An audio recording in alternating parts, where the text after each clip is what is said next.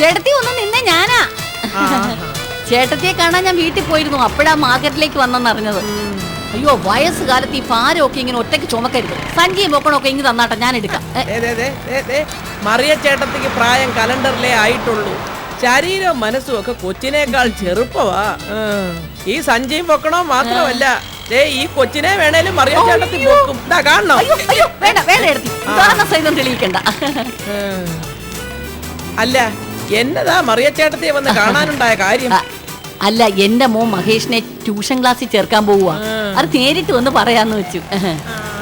ചേട്ടത്തി, ചില കാര്യങ്ങളൊക്കെ സാധി എടുത്തടിച്ച പോലെ പറയും. പിന്നെ ഏത് കാര്യത്തിനും ഒരു ഗുരുത്വം ഉള്ളിലുണ്ടായിരിക്കും. ഇപ്പൊ തന്നെ എന്റെ മോനെ ട്യൂഷന് ചേർക്കുന്ന കാര്യം അത് നേരിട്ട് തന്നെ മറിയ ചേട്ടത്തിയോട് പറയണമെന്ന് തോന്നിയത് എന്തുകൊണ്ടാ? ഫീസ് കൊടുക്കാൻ പലിശയ്ക്ക് കാശ് വേണമായിരിക്കും, അതുകൊണ്ടാ. എന്താ മറിയ ചേട്ടത്തി? സത്യവാ കൊച്ചേ. മറിയ ചേട്ടത്തിയുടെ ബന്ധുക്കാരനല്ലേ ആ ജോസഫ് സാർ? സാറിനോട് ചേട്ടത്തി ഒന്ന് പറയണം, മഹേഷിനെ ഒന്ന് പ്രത്യേകം ശ്രദ്ധിച്ചോളാൻ. അയ്യോ ചേട്ടത്തി, ഭയങ്കര ബുദ്ധിമാനാ എന്റെ മോൻ. എന്റെ ബുദ്ധിമോൻ. എന്റെ ചേട്ടത്തി, അവന്റെ ബ്രേക്ക് ഡാൻസ് ഒന്ന് കാണണം. എന്നതാ ബ്രേക്ക് ഡാൻസ്? കലാപരിപാടികളുടെ സ്കൂളിൽ അവൻ ഫസ്റ്റാ. പിന്നൊരു കാര്യം, അവൻ നന്നായിട്ട് കഥ എഴുതും. എന്നതാ? കഥ എഴുതും. പ്രതിഭ അവൻ, പ്രതിഭ. ഇന്നലെ നോക്കിയപ്പോ ഒരു കഥയുടെ ആദ്യ വരി എഴുതി വെച്ചിരിക്കുന്നു. ഒരു കാട്ടിൽ.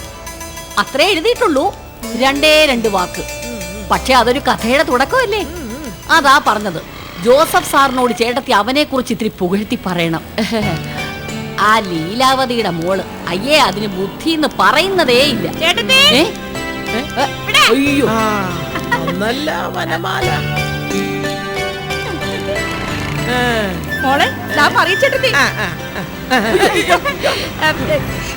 ഗുരുത്വം എന്ന് പറഞ്ഞ സ്വയമേ അങ്ങ് വേണ്ടതാ.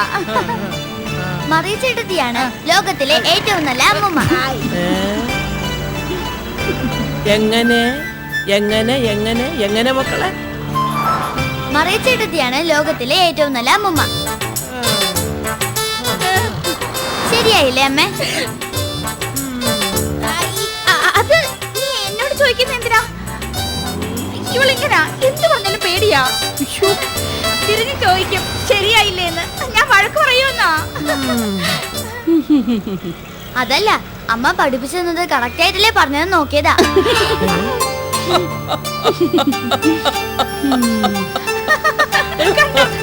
തമാശ കിട്ടിയിട്ടുണ്ട് മോക്ക്. ഒന്ന് പറഞ്ഞ് 2 തമാശ.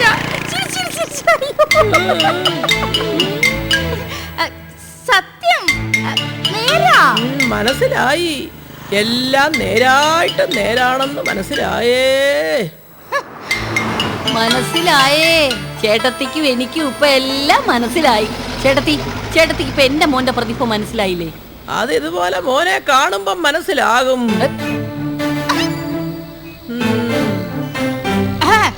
അപ്പൊ ചേട്ടത്തി, ഞാൻ വന്നതേ എന്റെ മോളെ ട്യൂഷൻ പഠിപ്പിക്കാൻ ഞാനൊരു ടീച്ചറെ ഏർപ്പാടാക്കി. തിങ്കളാഴ്ച ടീച്ചർ വരും. എന്റെ മോളെ അങ്ങോട്ടയച്ചല്ല, ടീച്ചറിനെ ഞാൻ വീട്ടിലോട്ട് വരുത്തിയാ മോളെ പഠിപ്പിക്കാൻ പോകുന്നേ. അയ്യോ, എന്താ ചേട്ടത്തി? അല്ല, നമ്പ്യാരാശാൻ പണ്ട് പാടിയിട്ടുണ്ട്, പച്ചമാംസം തന്നെ തിന്നു വളർന്നവൻ മെച്ചമേറും പുളിശ്ശേരി കൊതിക്കുമോ. വളർന്നു വരുന്ന ചുറ്റുപാട് നമ്മുടെ ഏത് പ്രവൃത്തിയിലും ഉണ്ടാകും. നിങ്ങൾ മത്സരിച്ച് വളർന്നതാണ്. മക്കളുടെ പഠിപ്പിലും മത്സരിക്കാൻ പോകുന്നു. ഇതാ നല്ല കാര്യമെന്ന് പറഞ്ഞത്. ഒരു നല്ല കാര്യം പറഞ്ഞാലും ചൂണ്ടിക്കാണിച്ചാലും ഒന്നും അത് നിങ്ങളുടെ കാതേലും കണ്ണേലും ഒന്നും വീഴുകയില്ല. ഓരോരുത്തർക്കും ഓരോ അടിസ്ഥാന ഗുണങ്ങളുണ്ട്. അത് കഴുകിയാലും തുടച്ചാലും ഒന്നും പോകുകയില്ല. ഒരു കഥ കേട്ടിട്ടുണ്ടോ കൊച്ചുങ്ങളെ? ഒരു പെണ്ണിനോട് ഒരു യുവാവിന് ഭയങ്കര ഇഷ്ടം തോന്നി. കല്യാണം കഴിക്കാൻ തീരുമാനിച്ചു. പക്ഷേ കല്യാണം കഴിക്കണമെങ്കിൽ അവന്റെ അമ്മയെ വെട്ടിക്കൊന്ന് ആ സ്ത്രീയുടെ ഹൃദയമെടുത്ത് മുമ്പിൽ കൊണ്ട് വെക്കണമെന്ന് ദുഷ്ടബുദ്ധിയായ അവൾ ഒരു ഡിമാൻഡ്. അത്രയ്ക്ക് ദുഷ്ടിയായ അവൾ ആരായിരിക്കും? എന്നിട്ട് കേക്ക്, അവനാണെങ്കിൽ അവളെ കൂടാതെ ജീവിക്കാനും മേല. അവസാനം അമ്മ ഉറങ്ങിക്കിടന്നപ്പം അവൻ അവരെ വെട്ടിക്കൊന്ന് അമ്മയുടെ ഹൃദയവും കയ്യിലെടുത്തോണ്ട് അവൻ ഓടി. എന്റെ കൊച്ചുങ്ങളെ, അവളെ കാണിക്കാൻ വേണ്ടി ഓടുവാ. അങ്ങനെ ഓടുന്ന വഴിക്ക് വഴിയിൽ കിടന്ന ഏതോ കല്ലിലോ മറ്റോ കാല് തട്ടി അവൻ മുന്നോട്ട് വീണു. കാല് ചെറുതായിട്ടൊന്ന് മുറിഞ്ഞു. അപ്പോഴതാ ആ തുടിക്കുന്ന ഹൃദയത്തിൽ നിന്നൊരു ശബ്ദം, പൊന്നു മക്കളെ, നിനക്ക് വല്ലതും പറ്റിയോടാ എന്റെ കർത്താവേ. അല്ല, ഈ കഥയ്ക്ക് ഇവിടെ എന്ത് പ്രസക്തി എന്ന് നിങ്ങൾ ചോദിക്കും. ജന്മവികാരങ്ങളൊന്നും നമുക്ക് മാറ്റാൻ പറ്റുകയില്ല പിള്ളാരെ. മരിച്ചു കിടക്കുമ്പോഴും മക്കൾക്ക് എന്തെങ്കിലും സംഭവിച്ചോ എന്ന് പേടിക്കുന്ന അമ്മമാരുണ്ട് ഇവിടെ. ദേ, ഇതുപോലെ മക്കളെ ഉപയോഗിച്ച് മത്സരിക്കുന്ന അമ്മമാരും ഉണ്ട്. അയ്യോ മറിച്ചേട്ടത്തി, അതല്ല, എനിക്ക് ഇവളോട് ഭയങ്കര ഇഷ്ടം, അതുകൊണ്ടാണ്. എന്റെ മകന് വേണ്ടിയാ ഞാനും അങ്ങനെ. എല്ലാ അച്ഛനമ്മമാരും പറയുന്നത് ഇത് തന്നെ, തങ്ങൾക്ക് വേണ്ടിയല്ല മക്കൾക്ക് വേണ്ടിയാ ഇതൊക്കെയെന്ന്. അതെ, ഏറ്റവും എളുപ്പമുള്ള ഒരു രക്ഷപ്പെടലാ ഈ പറച്ചില്. ഏതായാലും രണ്ടുപേരുടെയും മത്സരപ്പെടുത്തമൊക്കെ തുടങ്ങട്ടെ. എല്ലാ ആശംസകളും. വരട്ടെ മോളെ. അല്ല ചേട്ടത്തി,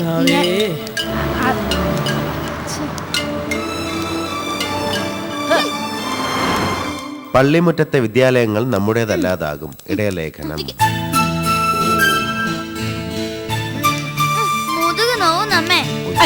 മോളെ, അങ്ങനെ പറയരുത്. വെള്ളം കുടിച്ചല്ല നീന്താൻ പഠിക്കാൻ പറ്റുമെന്ന് കേട്ടിട്ടില്ലേ? അതുപോലെ ഇത് കുറച്ച് വേദനിച്ചല്ല വിദ്യാഭ്യാസം നന്നാവൂ.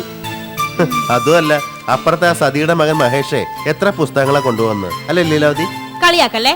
ഓ, പഠിത്തത്തിന്റെ കാര്യത്തിൽ നമ്മൾ തോറ്റു കൊടുക്കാൻ പാടില്ല. അയ്യോ, നിന്റെ വാട്ടർ ബോട്ടിൽ എവിടെ? സ്കൂളിൽ നിന്ന് വെള്ളം കിട്ടും. അത് കിട്ടിക്കോട്ടെ, അത് തന്നെ കുടിച്ചോ. പക്ഷേ നമ്മൾ വാട്ടർ ബോട്ടിൽ കൂടെ കൊണ്ടുപോകണം. അതൊരു ഷോയാ, ഷോ. മക്കളെ, ബാലൻസ് പിടിച്ച് നടന്നോണേ, കാറ്റ് പിടിക്കാതെ നോക്കണോട്ടോ. ഇന്റർവെല്ലിന്റെ സമയത്ത് ഓരോ പുസ്തകങ്ങളായിട്ട് എടുത്ത് വായിച്ചുകൊണ്ടിരിക്കണം കേട്ടോ. കളിയാക്കല്ലേ മോളെ. അമ്മ പണ്ട് പറയാറുള്ളത് അറിയാലോ, നടക്കുമ്പോഴും വായിച്ചോണ്ടേ നടക്കാവൂ. ജോസഫ് സാർ പറഞ്ഞിട്ടുള്ളത് അറിയാലോ. ഞാനും കൂടെ ചെല്ലാം, വാനി കയറ്റി വിട്ടിട്ട് തരാം. എനിക്കിതിപ്പോ ഒരു പ്രസ്റ്റീജ് ആകുമല്ലോ. വാ മോളെ. കളിയാക്കൽ കൂടുതലുണ്ടേ തരട്ടാ. ഞാൻ വിളിക്കാം.